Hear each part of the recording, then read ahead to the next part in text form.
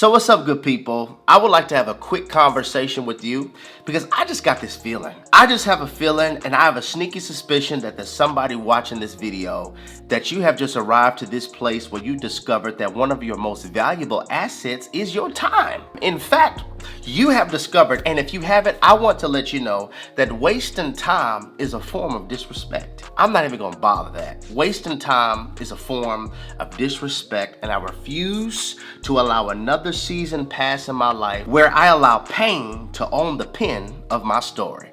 No more, because I refuse to allow the culture's view of relationships to infect my faith and my standards. From a kingdom perspective, healthy relationships are all about destiny and advancement. Please hear me, y'all. Whenever God sends somebody into your life, whenever God sends somebody into my life, it is never for romance, but to advance, which is why I stated a few weeks ago, compatibility can be dangerous.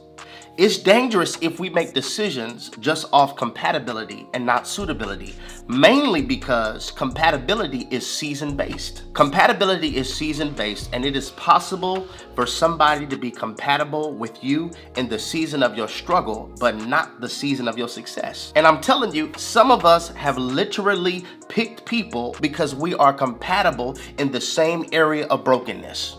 So we're both passionate about the same thing. We both have the same view over the same pain.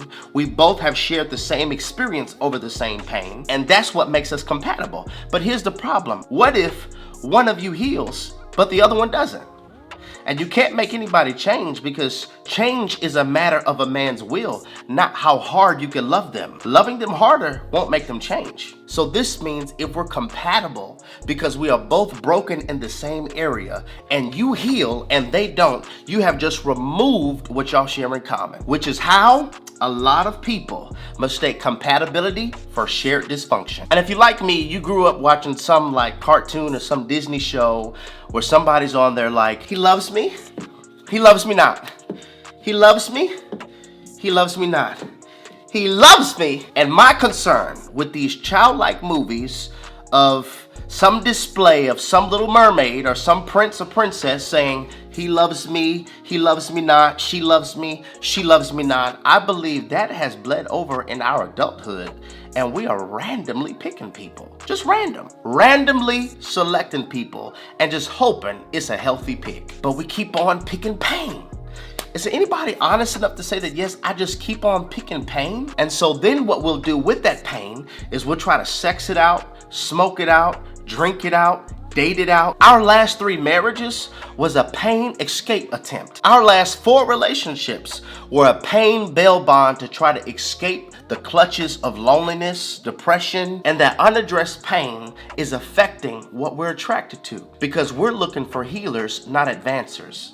Lord. And sometimes people become so hurt that we suffer from what I like to call reversed healer confusion. The disorder to where we attempt to heal in others what's really broken in ourselves. And I've said this so many times. You don't catch health. You catch sickness. You are not randomly going to select someone who spawns health.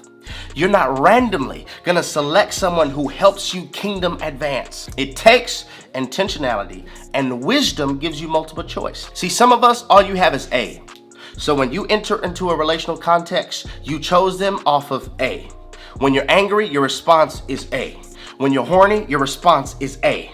When you're ticked off, your response is A. The reason I do what I do, and the reason I'm doing this video, is to give you multiple choice, so that when you see them, you don't just circle A, but you consider B. Is this conducive for my purpose? C. Is this something that will help me become a better person? D. Is this something or someone or a community of people who are an assistant to my evolutionary process? Wisdom gives you multiple choice so that you don't just have to select A. There are people who are in marriages, and the only thing they can select is A. The only thing your husband can select is A. The only thing your wife can select is A. No wonder we keep failing in our relationships, because if you're with somebody who requires B, but all you know how to do is circle A, I'm trying to give you an answer key. My desire and one of my greatest joys in life is so that you can heal so much, so that when love knocks on the door of your heart, fear won't cause you to act like you're not home. So we don't just, he loves me not. We don't just select on random. We have to have wisdom so that we can make choices with intentionality. Because so many people are saying, he didn't love me right or she didn't love me right. And really, love is not even the issue. The real issue is a calling awareness deficiency. Did y'all hear what I just said? It's not even a love issue. The real issue is a calling awareness deficiency, because I cannot pick on purpose if I don't know my purpose. And when you recognize that you're called, you'll live like an answer, because callings will never stop calling. This is why I encourage people, stop picking without the revelation of your calling. See, listen, y'all, a giraffe and a fish will never be friends. A giraffe and a fish will never be friends because we eat on two different levels. We see on two different levels. Even in the shallow end, you will drown trying to have a conversation with them. Answer the calling before you date so that in marriage, we could be an answer. Because unpurposeful bonds drop calls. Did y'all hear what I just said?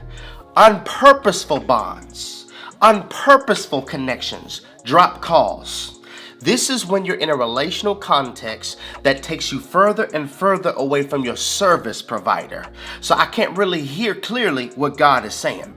I'm not receiving his messages. I'm not really understanding the text. Why? Because I'm with somebody who's taking me further and further away from my service provider. Unpurposeful bonds drops calls. And when you recognize your call, you can hang up on things that interrupt your service.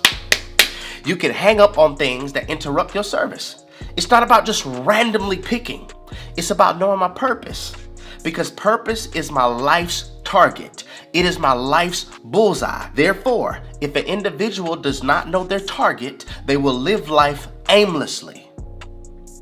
They will live life aimlessly, and whenever we live life aimlessly, this is how bystanders get hit. This is why that relationship just hit different. This is why that church hurt hit different, because it's possible that when I do not know my life's target, I keep hanging around people who like me, but they don't grow me. And I just wanted to come on here for a few moments to get us to understand that I don't just randomly pick because I'm feeling them. I don't just randomly pick because they give me butterflies in my stomach. No, I pick with my calling in mind. I pick with my assignment in mind. Therefore, my relationships can be destiny conducive and not a destiny deterrent.